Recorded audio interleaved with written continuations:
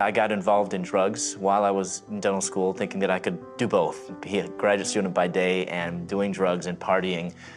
Well, this whole time, my parents, they had been a Christian for several years now and just had really grown in their faith. My parents knew the only way they would be able to see me, since I wanted nothing to do with them. They actually flew down to Atlanta one time, and after the second day, I kicked them out. But my dad, he wanted to give me something, and it was his very first Bible. And he left it on my kitchen counter. But as soon as they left, I took his Bible and I threw it in the trash can. My mom prayed that God would do whatever it takes to bring this prodigal son to the Father.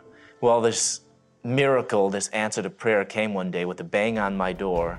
I opened up my door, and on my front doorstep were 12 federal drug enforcement agents, Atlanta police, and 2 big German Shepherd dogs. I just received a large shipment of drugs, and they confiscated all my money and my drugs, and I was charged with a street value equivalent of 9.1 tons of marijuana. I was walking around the cell block, and I passed by this garbage can, and as I looked at that garbage can, I felt like I was looking at my own life. And I was about to pass by that garbage can, but something on top of the trash caught my eye. I bent over, and I picked it up, and it was a Gideons New Testament. I took that New Testament back to my cell, and for the very first time, I opened up that New Testament and I read through the entire Gospel of Mark.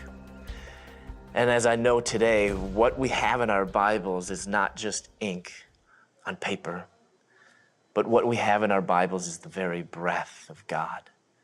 And it's living and powerful and sharper than any double-edged sword. And as I began to read God's word, it began to penetrate me, and it began to cut through my stubborn, hard heart. He revealed his plan for my life, and he called me full-time ministry while I was in prison. So the greatest miracle of this whole story is that actually Moody accepted me. I was released from prison in July of 2001, and I started the very next month. I'm teaching now back at Moody in the Bible department, so I tell people I went from prisoner to professor. Only God can do that.